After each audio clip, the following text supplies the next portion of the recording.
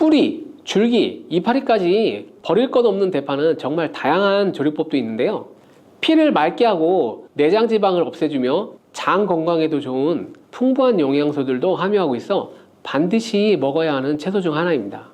이런 대파도 함께 먹으면 보약이 되는 음식이 있고 또 독이 될 수 있는 음식도 있습니다. 그리고 먹는 방법에 따라 효능도 다르다고 하니 다양한 방법으로 드시는 것을 추천해 드립니다. 그럼 지금부터 대파의 효능과 함께 먹으면 보약이 되는 음식 3가지, 그리고 독이 되는 음식 2가지까지 알려드리겠습니다.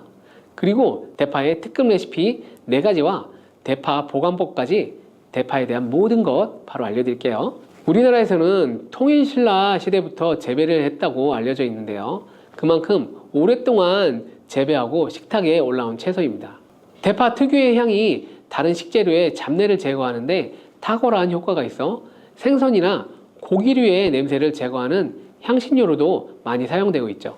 뿐만 아니라 물에 넣고 끓이게 되면 감칠맛이 좋아져 다양한 육수와 채소를 만드는 데에도 빠지지 않고 들어가는 재료이기도 합니다. 이런 대파의 첫 번째 효능이 바로 내장 지방을 싹 빼준다는 것입니다. 대파에는 특유한 향과 알싸한 맛을 나게 하는 성분이 있는데요. 이 성분이 바로 황화알릴이라는 성분입니다. 이 황화알릴은 대파에 열을 가해 굽게 되면 프로필 메르캅탄이라는 성분과 아조엔이라는 성분으로 변하게 되는데요. 대파를 구울 때 매운맛을 내는 성분은 휘발되어 없어지고 단맛이 나는 성분이 생성되는데 그 성분이 바로 프로필 메르캅탄입니다. 이 프로필 메르캅탄의 단맛 강도가 설탕 단맛의 강도보다 무려 50배나 강해 대파의 단맛이 좋아지는 것인데요. 정말 놀랍지 않나요? 그런데 단맛하면 당뇨가 있는 분들이 혈당이 많이 오를까봐 걱정되지 않으신가요? 이 성분은 설탕과는 달리 혈당을 오르게 하지 않아 당뇨가 있는 분들도 전혀 부담 없이 드실 수 있는 단맛입니다. 또 열을 가하면 아조엔이라는 성분이 만들어진다고 했잖아요. 바로 이 성분이 우리 몸을 회복시키는 효능이 있습니다. 어떻게 우리 몸을 회복시킬까요? 그것은 바로 혈관을 깨끗하게 해주기 때문입니다. 아조엔의 별명이 바로 혈관 청소부인데요. 혈관의 나쁜 콜레스테롤을 제거하고 혈액이 뭉치는 혈전 생성을 방지해 줍니다. 혈관도 확장해져 혈액순환을 원활하게 해주는 역할도 해줍니다. 이런 효능으로 신진대사를 원활하게 해주고 동맥경화, 고지혈증, 고혈압 등의 심혈관 질환을 예방하는 데도 도움을 줄 수 있습니다. 뿐만 아니라 내방지방을 분해해 몸 밖으로 배출시켜주는 효능이 있어 건강뿐 아니라 다이어트에까지 도움을 주는데요. 최근에는 다이어트 식품으로도 많이 활용되고 있습니다. 그리고 대파의 녹색 부분에는 베타카로틴이 풍부한데요. 이 성분이 바로 강력한 항산화 물질입니다.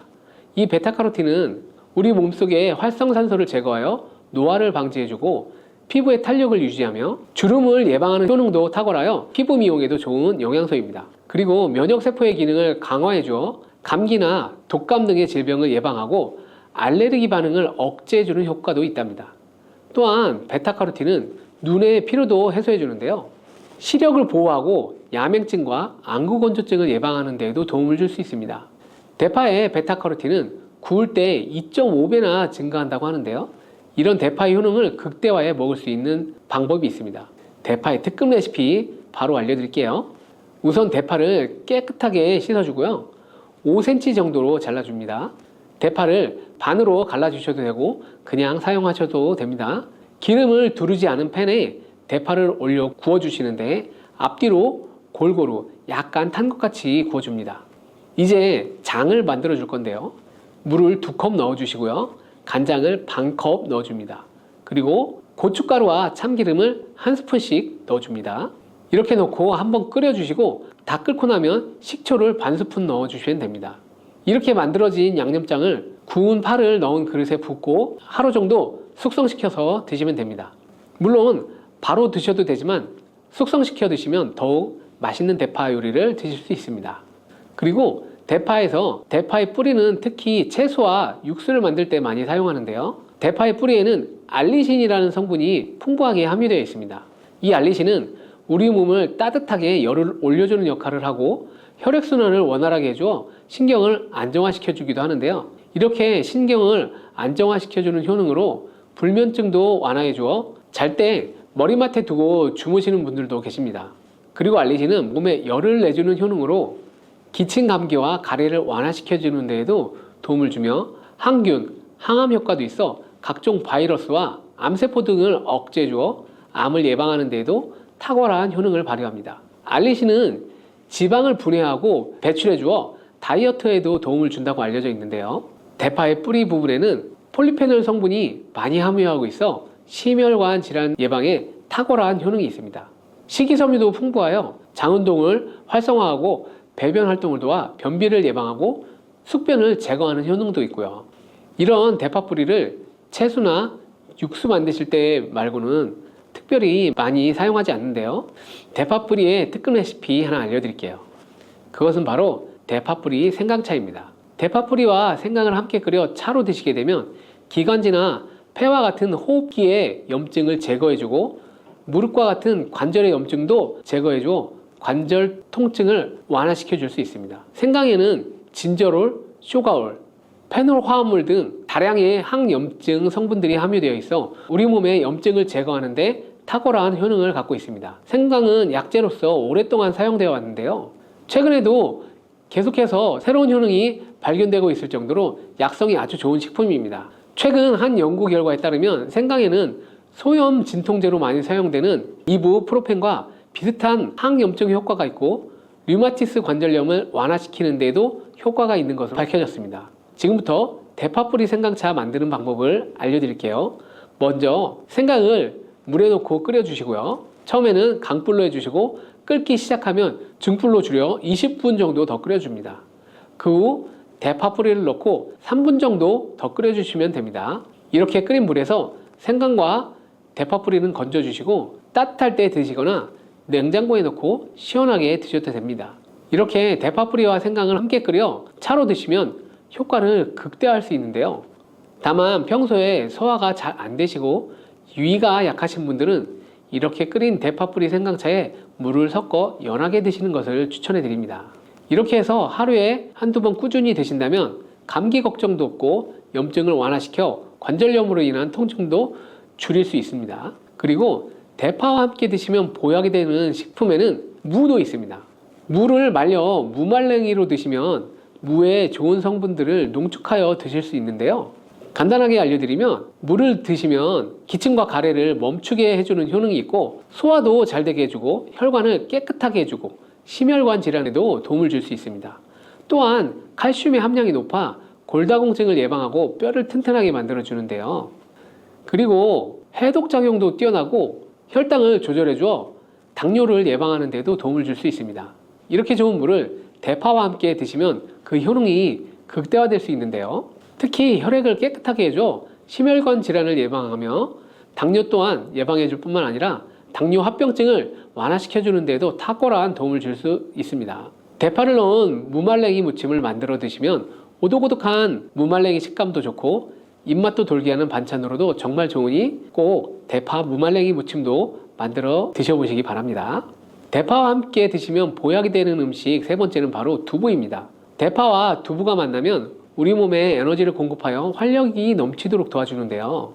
그 이유는 바로 대파의 알리신 성분과 두부의 비타민 B1이 만나면 알리티아민으로 전환이 되는데요. 이 알리티아민이 비타민의 체내 흡수율을 높여주고 신진대사를 촉진해주어 우리 몸의 피로를 회복하고 에너지를 불어넣어주기 때문입니다. 그럼 여기서 대파두부 조림 맛있게 만들어 드시는 방법 알려드릴게요. 먼저 잘 씻은 대파를 6썰기로 썰어 주시고요. 두부는 정사각형으로 깍둑 썰기를 해줍니다. 먼저 두부를 기름을 두른 팬에 구워 주시고요. 노릇노릇해지면 썰어 놓은 대파를 넣어줍니다. 간장을 2스푼 넣어 주시고요. 고소한 참깨도 뿌려서 잘 익혀주시면 대파 두부조림 완성입니다. 정말 맛있겠죠? 이렇게 만든 대파 두부조림을 드시면 활력 넘치는 하루를 보낼 수 있을 거예요. 대파와 함께 드시면 보약이 되는 음식 네 번째 알려드릴게요. 그것은 바로 대파 팽이버섯 부침입니다. 팽이버섯은 버섯 중에서도 버섯 키토산의 성분이 가장 많이 함유되어 있을 뿐 아니라 식이섬유가 정말 풍부하게 함유되어 있는데요. 버섯 키토산은 혈액 속의 지방을 분해하고 콜레스테롤을 제거해 고혈압, 동맥경화, 심장병 같은 심혈관 질환을 예방할 뿐만 아니라 체내 지방을 흡착하여 배출시켜 주어 내장 지방을 줄여주는 데도 탁월한 효능이 있습니다.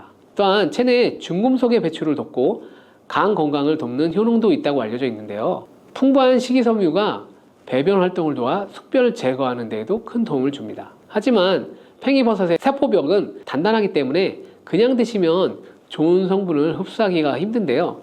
열을 가하게 되면 세포벽이 깨지면서 영양 성분의 흡수율을 높일 수 있습니다.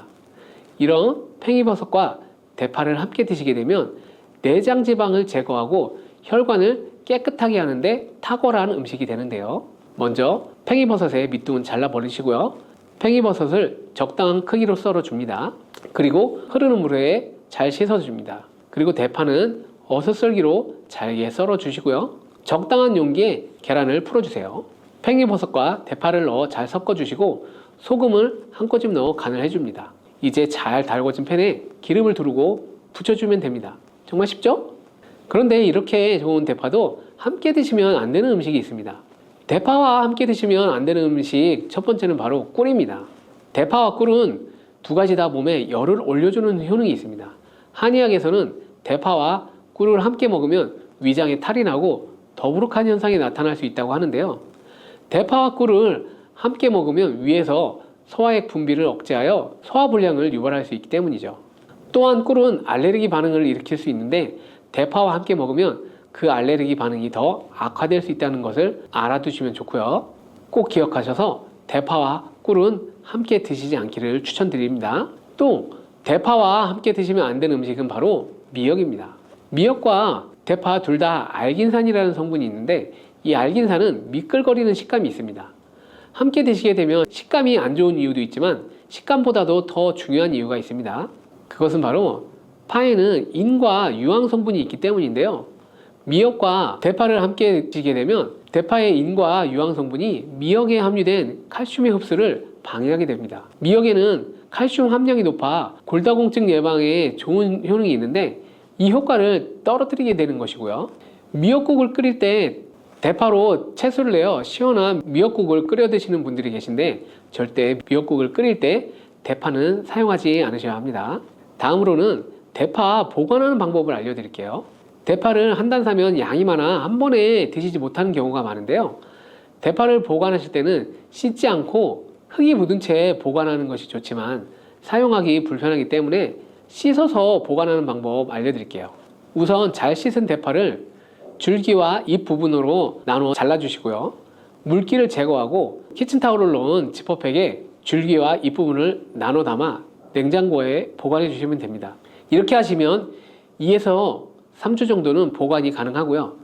더 장기간 보관하시려면 냉동을 하시면 되는데 냉동 보관하시려면 대파를 사용하기 원하는 크기대로 잘라 지퍼백에 넣어 냉동 보관하시면 됩니다. 이렇게 하시면 냉동된 대파를 꺼내서 요리하실 때 바로 사용하실 수 있을 겁니다. 식탁 위에 명약이라는 깻잎, 고기를 쌈 싸먹을 때도 먹고 깻잎 찜으로도 먹고 그리고 깻잎 장아찌로도 먹고 여러 가지 방법으로 많이 드시고 계시죠? 이렇게 우리나라에서는 많이 먹는 깻잎인데 외국에서는 아무도 먹지 않는다는 사실 알고 계신가요? 깻잎은 우리나라에서만 먹는 채소인데요. 그런데 깻잎에 대해 얼마나 알고 계신가요? 저희 어머니가 7순이 넘으셨는데 평생 그렇게 많이 깻잎을 드셨는데도 깻잎이 얼마나 좋은 식품인지는 잘 모르시더라고요. 깻잎의 8가지 효능과 세척, 보관법, 그리고 먹는 방법까지 깻잎에 대한 모든 것 완벽하게 알려드릴게요. 나이가 들면서 기억력도 떨어지고 깜빡깜빡할 때가 많아 혹시 치매 증상이 아닌가 하고 걱정하실 때 많으시죠? 이제 더 이상 걱정하지 마세요. 깻잎의 첫 번째 효능이 바로 치매 예방입니다. 깻잎에는 치매 예방 효과뿐만 아니라 항산화 작용, 항염증 효과가 있다고 알려진 로즈마린산 성분이 다량 함유되어 있습니다. 로즈마린산은 다양한 식물에서 발견되는 생화학적 화합물로 1958년 이탈리아 과학자가 허브 식물인 로즈마리에서 처음 발견하여 로즈마린산이라는 이름을 붙였습니다. 이 로즈마린산은 폴리페놀의 일종으로 깻잎에는 1g당 76mg의 로즈마린산이 들어있어 로즈마리보다 약 7배 많은 것으로 알려져 있습니다. 이 로즈마린산은 뇌 속에 아세틸콜린이라는 성분이 분해되는 걸 막아주는데요. 이 아세틸콜린의 역할이 뇌 속에서 뇌신경 세포 간의 정보를 전달하며 기억력, 인지 능력을 강화하는 역할을 합니다. 치매 환자는 이 아세틸콜린이 쉽게 분해되면서 치매 증상이 악화되는 경우가 있는데요. 깻잎 속의 로즈마린산이 이렇게 중요한 아세틸콜린을 보호하는 기능을 한다는 거죠. 또한 깻잎에는 비타민 A, 비타민 C, 그리고 비타민 E 등이 풍부하여 뇌세포의 손상을 막아주고 뇌 노화를 예방해줍니다. 그리고 깻잎에는 철분이 풍부해서 빈혈 예방에도 효과적인데요. 이는 뇌의 산소 공급을 더 원활하게 해주기 때문에 다방면으로 뇌 건강에 도움을 받을 수가 있습니다. 그래서 이런 깻잎의 섭취와 함께 부가적으로 치매 예방을 위해서는 규칙적인 운동과 균형 잡힌 식습관, 스트레스 관리 등이 함께 이루어지면 훨씬 더 좋은 효과를 발휘할 수 있습니다. 깻잎의 두 번째 효능은 바로 뼈 건강에 도움을 준다는 것입니다. 보통 여성의 경우 폐경 이후에 골밀도가 감소하면서 골다공증이 오는 경우가 많은데요. 이 골다공증을 예방하기 위해 우리가 보통 칼슘제를 복용하고 필요한 경우에는 병원에서 처방약을 받아서 복용을 하게 되죠. 깻잎에는 이 칼슘이 아주 굉장히 많이 들어있는데요. 채소 중에 칼슘의 왕이라는 시금치보다도 무려 7배나 더 많이 들어있고요. 우유보다도 2배나 더 많은 칼슘을 가지고 있습니다. 그런데 칼슘은 몸의 흡수율이 낮기 때문에 칼슘 영양제를 먹어도 효과가 약한 경우들이 있는데요. 깻잎에 많이 들어있는 성분 중에 비타민 K가 있습니다. 이 비타민 K는 칼슘 대사에 관여하는 오스테오칼신이라는 단백질을 활성화시키는데요. 이 오스테오칼신은 혈관 속에 있는 칼슘이 뼈로 이동하는 것을 도와주기 때문에 조금 더 직접적으로 골밀도를 높이는 데 도움을 줍니다. 이렇게 깻잎은 다방면으로 골다공증 예방에 큰 도움을 줄 수 있는 것인데요. 정말 놀라운 효능이죠. 깻잎의 세 번째 효능은 바로 항암 작용입니다. 깜짝 놀라셨나요? 깻잎은 강력한 항암 작용의 효과가 있는데요. 바로 깻잎에 들어있는 파이토케미컬이라는 성분들 때문입니다. 특히 루테올린, 퀘세틴 같은 성분들은 암세포가 증식, 전이 되는 것을 막아주고 암세포가 자연스럽게 죽도록 하는 자멸기전을 유도하는 효과가 있습니다. 또 항산화, 항염증 효과도 가지고 있어서 암세포가 발현되는 것을 초기부터 억제하는 효과도 가지고 있고요. 임상 연구에서 특히 이 파이토케미컬은 위암, 유방암 등에서 직접적으로 암세포의 성장과 증식을 억제하는 효과를 보여주었고요. 또 골류감에 있어서도 큰 억제 효과가 있는 것으로 보고가 되었습니다. 자, 이렇게 항암 작용이 있는 깻잎 꼭 기억하시고 암 예방에 많은 도움을 받으시기 바랍니다.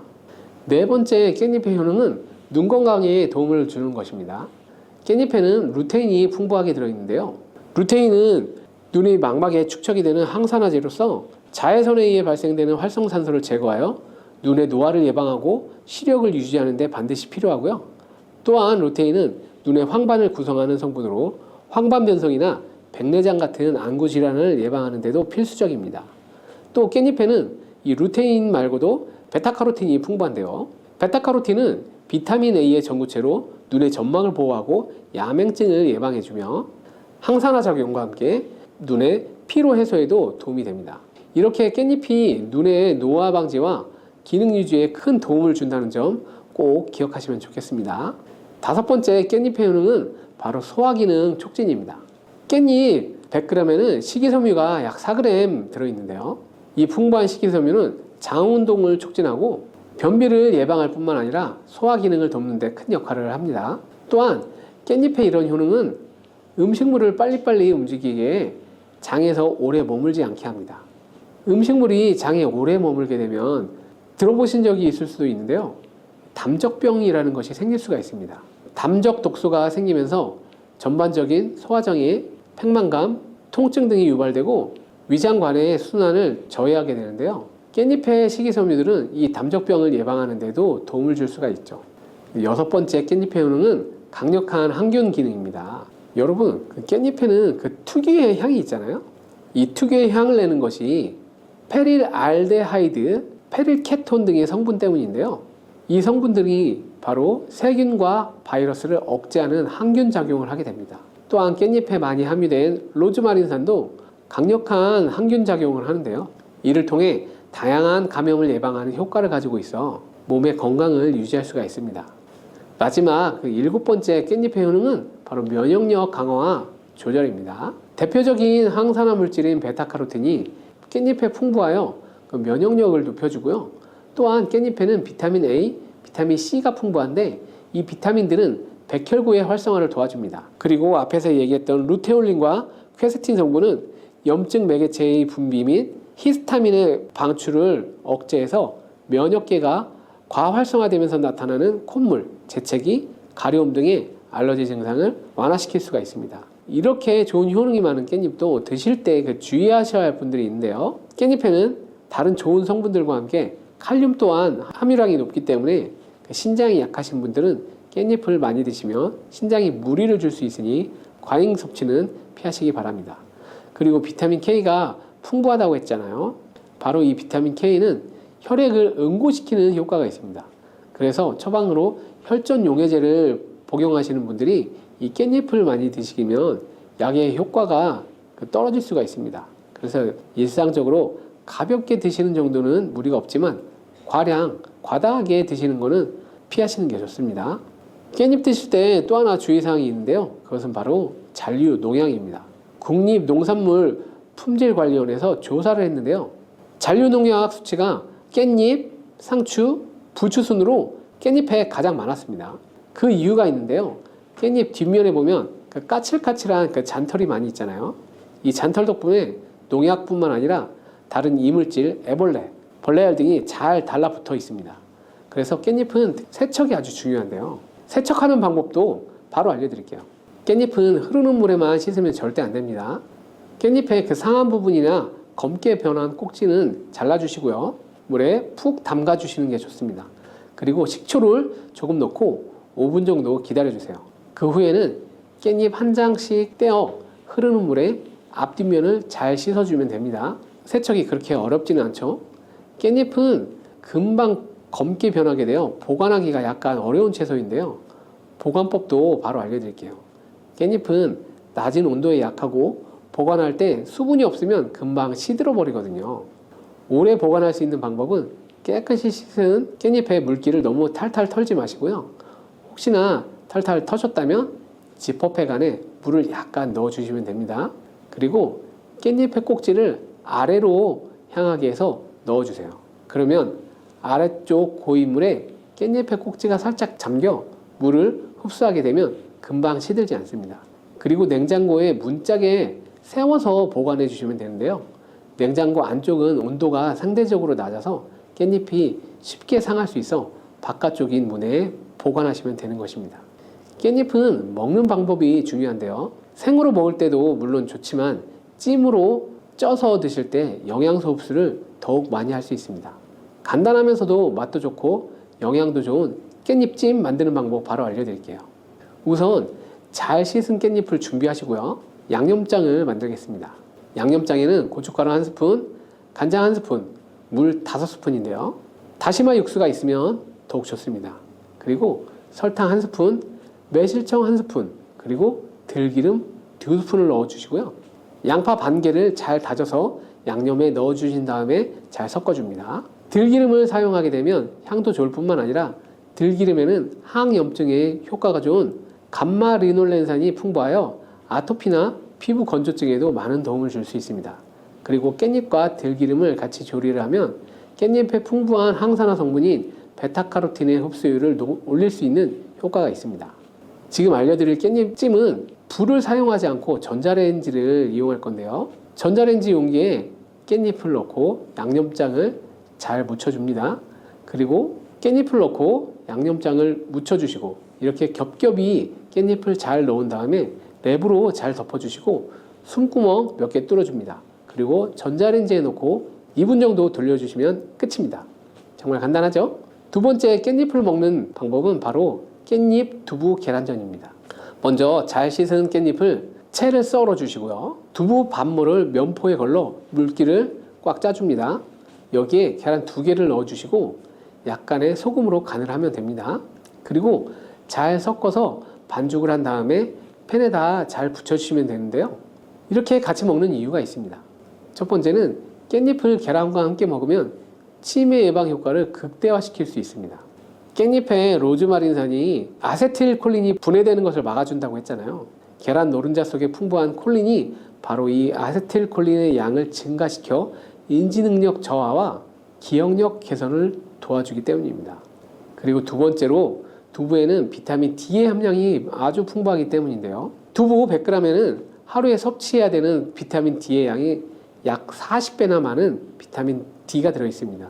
깻잎에 풍부한 칼슘이 두부의 비타민 D와 만나 흡수율이 극대화되는 것이죠.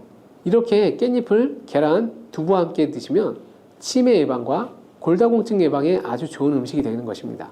간단하고 영양이 풍부한 깻잎 두부 계란전 꼭 드시기 바랍니다. 식탁 위의 보약인 토마토는 세계 10대 슈퍼푸드 중 하나로 영양소 폭탄인데요. 토마토에는 라이코펜을 비롯해 각종 비타민과 필수 영양소가 듬뿍 들어있어 면역력 강화, 성인병 예방, 항암력과 항노화 등 다양한 효능이 있습니다. 최근에는 세계에서 가장 많이 소비되는 채소로 알려지면서 토마토의 효능에 관심도 더욱 높아지고 있는데요. 토마토와 함께 먹으면 안 되는 음식과 주의할 점, 그리고 토마토와 함께 드시면 보약이 되는 음식까지 토마토에 대한 모든 것 바로 알려드릴게요. 철분과 비타민이 많아 요즘 들어 특히 주목받고 있는 채소가 시금치인데요. 시금치는 토마토와 상극으로 함께 드시면 안 됩니다. 시금치 속 철분을 토마토처럼 비타민C가 풍부한 음식과 먹으면 좋다고 해서 빈혈이나 당뇨가 있는 분들이 함께 많이 드실 텐데요. 신장이 약하신 분들에게는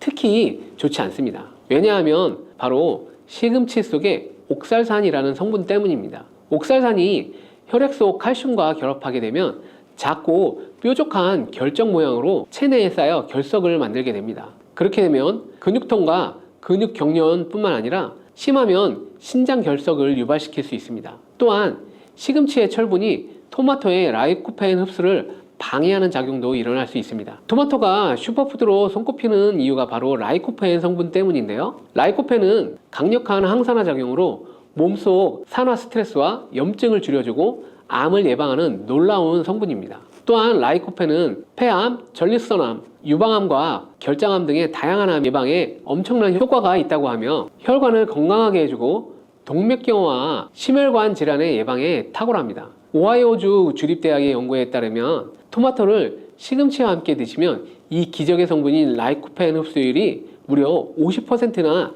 감소된다고 하니 토마토와 시금치를 함께 드시지 않는 것이 좋습니다. 토마토를 드실 때 숙성되지 않은 초록색 토마토는 주의하시기 바랍니다. 숙성되지 않은 덜 익은 토마토에는 솔라닌이라는 독성 물질을 함유하고 있습니다. 솔라닌은 식물이 해충이나 질병으로부터 스스로를 보호하기 위해 생성되는 자연 방어 물질인데 감자의 싹에 많이 들어있는 독성 물질입니다. 이 솔라닌을 섭취하게 되면 복통, 구토, 현기증, 두통, 심하면 마비 등의 증상이 나타날 수 있으니 주의하시기 바랍니다. 그리고 토마토 요리를 할 때 한 가지 주의할 점은 단맛을 좋아하시는 분들이 간혹 설탕을 첨가해 드시게 되는데요. 설탕만은 꼭 피해 주시기 바랍니다. 설탕은 토마토의 영양 성분을 파괴하기 때문에 건강을 위해 드신 토마토가 아무 소용이 없게 됩니다. 그리고 설탕이 몸속에 들어오게 되면 설탕을 분해하기 위해 비타민 B가 사용되는데요. 비타민 B는 피로를 감소시키고 뇌의 활동을 활성화시키는데 도움을 주는 아주 중요한 영양 성분입니다. 토마토에 함유된 비타민 B가 설탕 때문에 체내 흡수율이 감소하게 되고 설탕으로 인해 혈당이 상승하며 혈관 내 염증 수치가 올라가게 됩니다. 이렇게 되면 기억력의 중추인 해마를 위축시켜 혈관성 치매 위험을 높이고 고혈당성 당뇨를 넘어 정말 과도하게 장기간 드시게 되면 암이 발생할 가능성이 높아지게 되어 토마토의 항산화 효과를 전혀 누릴 수 없게 되는 것이죠. 혹시 토마토 케찹 많이 사용하시나요? 달콤살콤한 맛이 좋아 계란 후라이에 뿌려 먹기에도 좋고 다양한 요리에 사용하는 토마토 케첩도 우리 몸에 독이 된다는 사실 알고 계셨나요? 실제로 케첩 한 스푼에 설탕이 약 4g 정도 들어있는데 이는 시중에 판매되는 초콜릿에 들어있는 설탕보다 많은 양입니다. 이뿐 아니라 케첩의 영양 성분을 살펴보면 상과당, 소금, 합성 착색료, 향신료 등 수많은 감미료와 식품 첨가물이 들어있습니다. 케첩이 토마토를 원료로 만들어져 건강한 재료라고 알고 계신 분들도 계시지만 케첩 속 토마토는 첨가물들에 의해 영양 성분이 많이 파괴되어 있고 오히려 우리 몸을 공격하는 성분들이 가득하답니다. 그렇다면 토마토와 함께 먹으면 보약이 되는 음식은 어떤 것이 있을까요? 토마토는 비타민, 베타카로틴, 라이코펜, 무기질 등 영양 성분이 풍부하지만 한 가지 부족한 영양 성분이 바로 단백질입니다. 양질의 단백질과 함께 드시게 되면 거의 완벽한 영양 성분을 우리 몸에 보충할 수 있습니다. 그 중에서도 특히 추천드리는 것은 고기인데요. 50대 이후 나이가 들수록 꼭 고기를 챙겨 드셔야 하는데요. 가장 큰 이유는 바로 단백질입니다. 단백질은 우리 몸의 중요한 구성 성분으로 세포와 근육의 주재료로서 만약 단백질 섭취가 부족하면 잇몸도 약해져 치아가 빠지기도 하고 머리카락도 점점 얇아져 탈모가 오기도 하며 면역세포를 충분히 만들어내지 못하게 됩니다.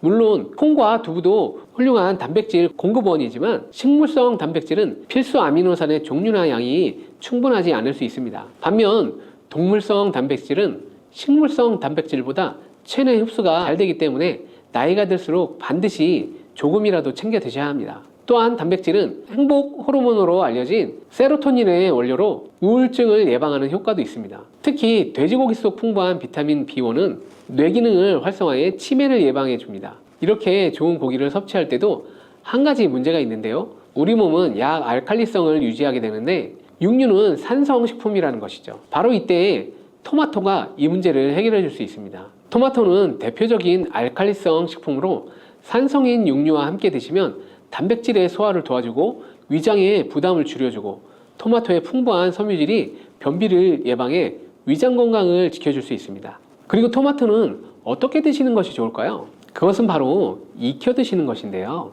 토마토를 익혀 드시게 되면 라이코펜의 체내 흡수율이 10배 이상 올라갑니다.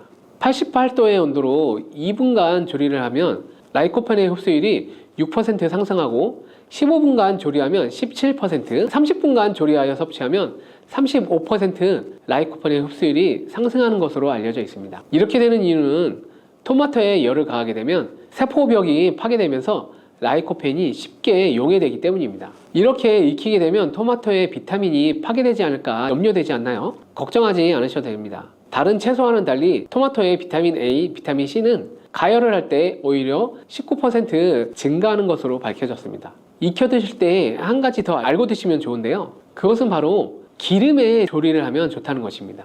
라이코펜은 지용성 영양 성분으로 기름에 조리하게 되면 체내 흡수율을 더욱 높일 수 있게 됩니다. 토마토 요리를 드실 때 오메가3의 함량이 높은 올리브유와 함께 드시는 것을 추천해 드립니다. 올리브유 속 불포화 지방산인 올레산은 우리 몸에 해로운 LDL 콜레스테롤을 줄여주고 산화를 막아주고 혈관과 신장을 보호해주고 몸에 이로운 HDL 콜레스테롤의 효율을 높여줍니다. 또한 올리브유의 항산화 성분인 폴리페놀이 토마토의 라이코펜과 함께 시너지 효과를 내어 최고의 항암 음식이 된답니다. 들기름도 참 좋은데요. 들기름으로 조리하실 때는 주의할 점이 오랫동안 가열하게 되면 산패되어 오히려 건강에 해로울 수 있으니 토마토를 볶을 때 마지막에 넣거나 다 볶은 후에 들기름을 곁들여 드시길 바랍니다. 토마토의 라이코펜은 껍질의 함량이 과육보다 5배가 높기 때문에 토마토의 껍질까지 함께 드시는 것이 좋습니다. 같은 중량이라면 일반 토마토보다는 방울토마토가 더욱 좋은데요. 그 이유가 바로 껍질 때문이죠. 같은 중량일 때 일반 토마토보다 방울토마토의 껍질이 훨씬 많기 때문이죠. 이때 당근과 함께 드시면 시너지 효과가 폭발하게 되는데요. 토마토에는 라이코펜이 있다면 당근에는 베타카로틴이 있습니다. 당근의 특성도 토마토와 비슷한데요. 익혀서 드실 때 영양성분 흡수율이 올라가고 베타카로틴 역시 지용성 성분이기 때문에 기름과 함께 섭취할 때 체내 흡수율을 높일 수 있습니다. 그리고 주목할 것은 당근과 토마토를 아침 공복에 먹을 때 최고의 항암식품이 될 수 있습니다.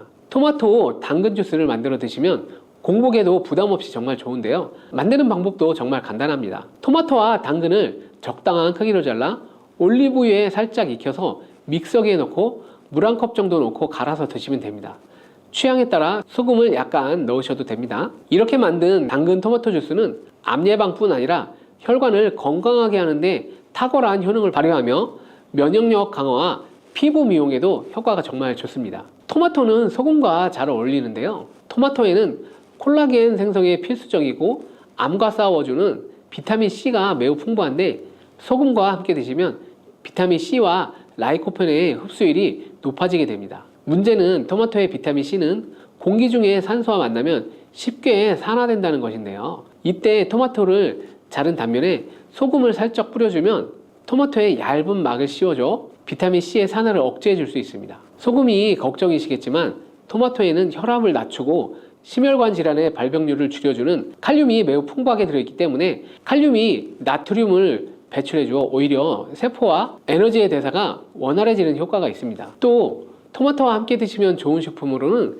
계란을 빼놓을 수 없죠. 완전식품의 대표주자 계란에는 단백질이 풍부하지만 비타민 C와 식이섬유가 부족한데 이를 토마토가 보충해주며 토마토에 부족한 단백질을 계란이 보충해주어 함께 섭취할 때 좋은 시너지 효과를 낼 수 있습니다. 토마토의 라이코펜도 계란과 함께 섭취할 때 체내 흡수율이 높아지며 항산화 효과와 면역력 강화에도 높은 효과를 누릴 수 있습니다. 토마토와 계란은 함께 볶아서 드시면 되는데요. 만드는 방법도 알려드릴게요. 먼저 계란을 풀어 달궈진 팬에 넣고 스크램블을 만들어 줍니다. 만든 스크램블은 접시에 옮겨 놓고 팬에 올리브유를 넣고 다진 파를 볶아 파기름을 내어줍니다. 그리고 적당한 크기로 자른 토마토를 넣고 잘 볶아주다가 마무리될 때 접시에 옮겨놨던 스크램블을 넣고 조금 더 볶아주면 끝입니다. 정말 간단하죠? 취향에 따라 간장이나 굴소스 같은 조미료를 기호에 따라 살짝 첨가해 주셔도 됩니다. 이렇게 토마토 계란 볶음은 아침 공복에 드시면 소화도 잘 될 뿐만 아니라 풍부한 영양 성분과 계란의 포만감으로 다이어트에도 정말 좋은 음식이 됩니다. 브로콜리도 참 좋은데요. 브로콜리는 토마토와 함께 세계 10대 슈퍼푸드에 들어가는 채소입니다. 토마토가 전립선암에 좋다고 했는데 브로콜리와 함께 섭취하게 되면 효과는 더욱 증가된다는 연구 결과도 있습니다. 또한 브로콜리는 토마토의 영양 성분 흡수율을 높여주며 혈압을 조절해주고 동맥경화를 예방하는 데에도 도움을 준다고 합니다. 또 아보카도라는 과일 알고 계시죠? 아보카도 또한 토마토와 함께 드시면 좋은 음식인데요. 아보카도에는 불포화지방산이 풍부하여 토마토의 라이코펜 성분을 흡수하는 데 도움을 줍니다. 아보카도에는 루테인, 디아잔틴 같은 카로티노이드 성분이 풍부하여 눈 건강을 증진시키는데 효과를 발휘합니다. 요즘 들어 몸이 예전 같지 않다고 느껴지시는 분들 계신가요?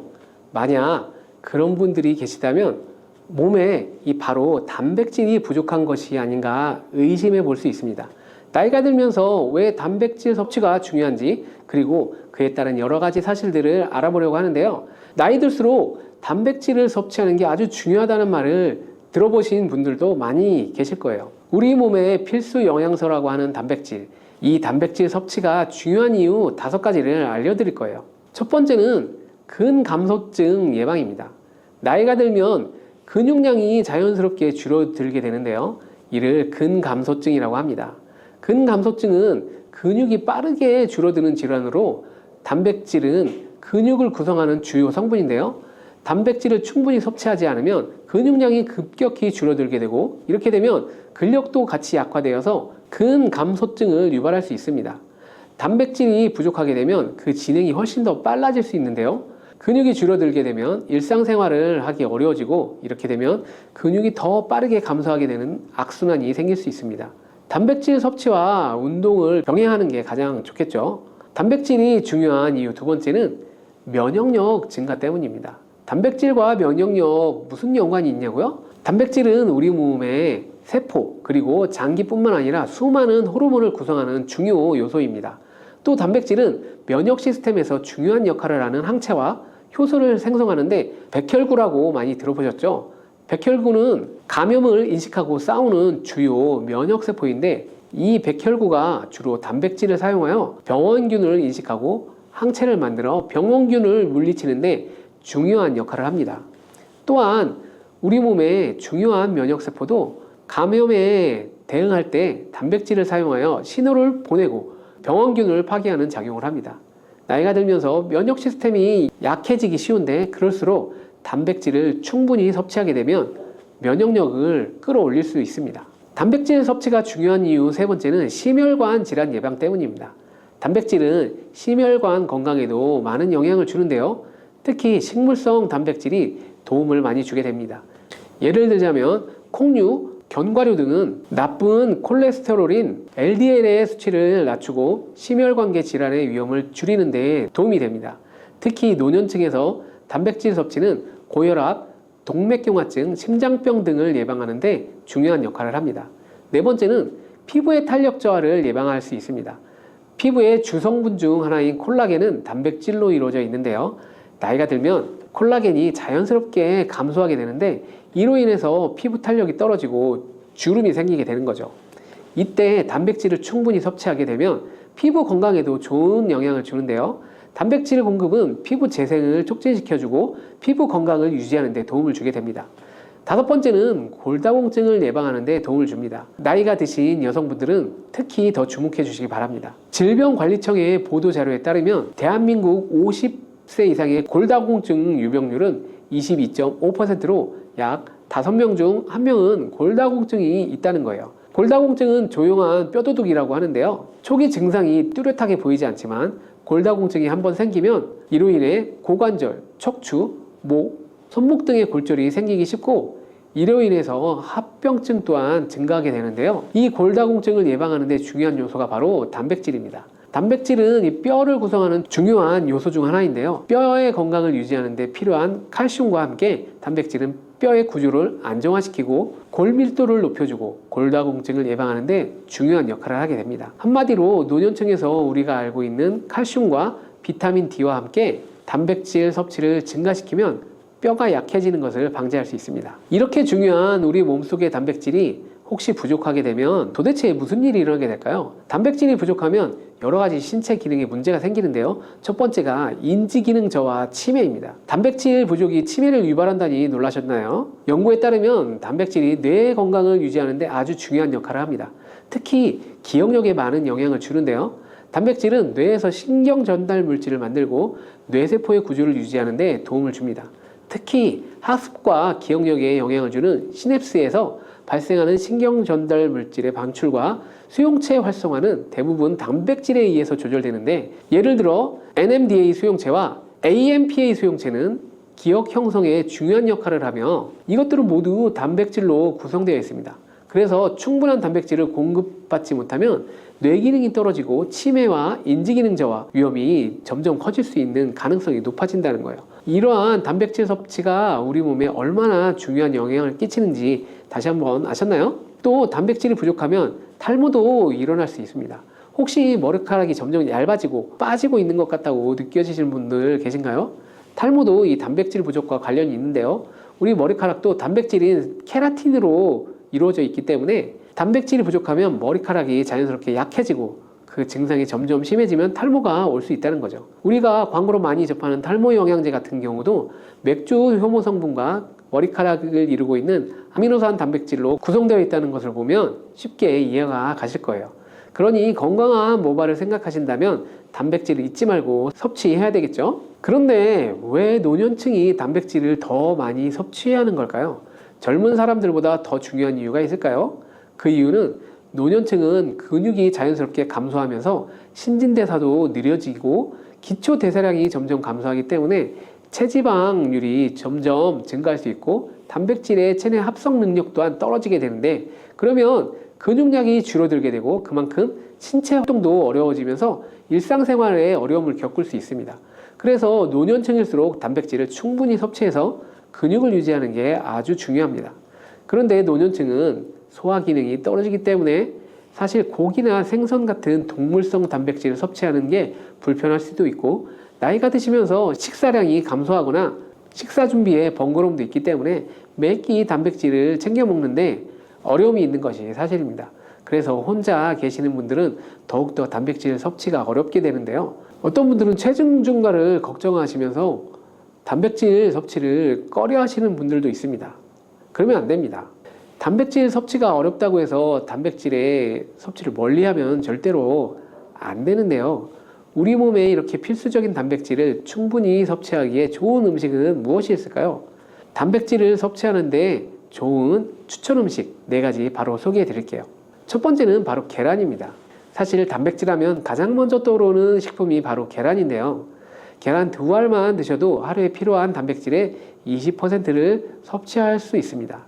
특히 계란의 단백질은 완전 단백질로 분류되는데요. 이는 우리 몸이 제대로 기능하는 데 필요한 필수 아미노산을 포함한다는 것을 뜻합니다. 계란은 단백질뿐만 아니라 비타민 A, D, E도 함유하고 있어서 건강에 매우 좋은데요. 계란은 자연적으로 비타민 D를 함유하고 있는 드문 식품 중 하나입니다. 또한 계란 노른자에는 칼슘, 구리, 요오드, 철분, 망간, 인, 셀레늄, 아연도 풍부하게 함유하고 있어서 계란을 먹으면 많은 영양소를 쉽게 섭취할 수 있다는 거죠. 두 번째는 생선입니다. 등푸른 생선이 건강에 좋다는 이야기는 많이 들어보셨을 텐데요. 사실 등푸른 생선뿐만 아니라 다른 생선도 저지방, 고단백 식품으로 다른 고단백 식품인 육류에 비해서 지방 함량이 낮고 필요한 영양소는 그대로 제공해 줄 수 있습니다. 생선에는 단백질과 함께 오메가3 지방산도 풍부하게 함유되어 있어서 심혈관 건강에 많은 도움을 줍니다. 특히 연어, 고등어, 참치 같은 생선은 단백질뿐만 아니라 항염증 효과도 있습니다. 그리고 대구 같은 백색 생선은 지방 함량이 매우 적고 단백질은 상대적으로 많아서 체중 걱정하시는 분들이나 다이어트를 하시는 사람에게도 더욱 좋은 생선입니다. 등푸른 생선도 지방 함량은 높지만 이 지방이 건강에 유익한 오메가3 지방산이기 때문에 건강에 도움이 되는 것인데요. 생선의 단백질은 다른 육류나 콩류보다 소화가 편하고 생선의 살은 비교적 부드러워서 섬유질을 가지고 있어 소화가 빠르고 몸에서 쉽게 분해가 됩니다. 쉽게 흡수가 됩니다. 세 번째는 유단백 식품인 우유나 요거트 같은 유제품입니다. 특히 노년층에서는 유제품을 섭취하면 칼슘도 함께 챙길 수 있어서 골다공증 예방에 많은 도움을 받을 수 있는데요. 유제품에 포함된 단백질은 고품질 단백질입니다. 고품질 단백질은 신체가 효율적으로 사용하고 필요한 아미노산을 모두 공급하는 단백질을 말하는데요. 유제품에 포함된 주요 단백질은 카제인과 웨이로 두 가지 모두 필수 아미노산을 풍부하게 포함하고 있습니다. 웨이 단백질은 소화가 쉽기 때문에 운동 직후에 우유를 섭취하면 근육에 아미노산을 빠르게 공급할 수 있고, 카제인은 천천히 흡수되어서 장시간 동안 일정한 수준의 아미노산을 제공해 주어 근육 손실을 예방하는 데 도움을 줍니다. 하지만 우유를 먹으면 속이 불편하신 분들도 계시죠? 많은 사람들이 유제품을 섭취할 때 소화 불편을 겪을 수 있는데 특히 락토스 불내증, 즉 유당 불내증이 있는 경우입니다. 그러나 요즘에는 이런 분들을 위한 락토스를 제거한 락토프리 우유나 치즈, 요구르트 등은 락토스가 거의 없거나 적은 제품들이 많이 나와 있는데요. 락토스 불내증이 있는 사람들도 이런 유제품은 문제없이 섭취할 수 있습니다. 소화가 어려우신 분들은 참고하시면 도움이 되겠죠. 네 번째는 바로 콩류입니다. 콩류 또한 식물성 단백질로 유명하죠. 콩은 식물성 단백질을 제공하는 대표적인 식품인데요. 두부나 두유 같은 식품으로도 쉽게 섭취할 수 있고요. 콩류와 같은 식물성 단백질은 고기나 유제품과 같은 동물성 단백질에 비해서 지방 함량이 낮고 콜레스테롤이 없는 특징을 가지고 있습니다. 특히 콩, 렌틸콩, 병아리콩, 검정콩 등 다양한 종류의 콩류는 필수 아미노산을 풍부하게 함유하고 있어서 신체가 필요로 하는 단백질을 골고루 제공하게 되는데요. 특히 고기나 생선 같은 동물성 단백질이 소화가 어려우신 분들에게는 두부나 비지찌개 같은 소화가 잘 되면서 단백질도 충분히 섭취할 수 있는 콩류가 좋은 단백질 식품이 됩니다. 이렇게 몸에 필수적인 단백질, 음식만으로 충분히 섭취하게 되면 좋겠지만 그게 어려운 경우도 있을 텐데요. 이때 단백질 보충제도 좋은 선택이 될 수 있습니다. 운동 후에 빠르게 단백질을 보충하고 싶을 때나 식사를 통해 충분한 단백질을 섭취하기 어려운 경우에는 보충제가 유용한데요. 마트에서 쉽게 찾을 수 있는 단백질 파우더나 고단백 프로틴바를 이용하면 간편하게 단백질을 보충할 수 있습니다. 하지만 이렇게 간편하게 섭취할 수 있는 제품들을 몸에 좋다고 많이 섭취하면 좋을까요? 과량 섭취할 때도 큰 문제가 될 수 있습니다. 한 번에 과도한 단백질을 섭취하게 되면 신장에 부담을 줄 수 있고 또 체내에서 불필요하게 지방으로 축적될 수 있습니다. 단백질의 하루 권장 섭취량은 성인 기준 몸무게 1kg당 약 1g인데요. 하루 권장 섭취량을 꼭 지키는 게 중요하죠. 한마디로 보충제는 식사로 부족한 부분을 보충하는 역할만 하도록 하고 식사로 골고루 단백질을 섭취하는 게 가장 이상적입니다. 다음으로 단백질 섭취할 때 간단한 팁을 하나 알려드릴게요. 매 끼니마다 조금씩 단백질을 나눠서 섭취하는 게 단백질 흡수에는 효과적인 거 아시나요? 단백질은 탄수화물과 지방과는 다르게 잉여 단백질이 몸에 저장이 되지 않는데요. 그 때문에 한 번에 과량으로 섭취하면 소화가 어려워지거나 신장에 부담을 줄 뿐만 아니라 필요 이상의 단백질은 또 배출되기 때문에 번거롭더라도 매일 조금씩 몇 끼마다 꾸준히 섭취하시는 게 중요합니다.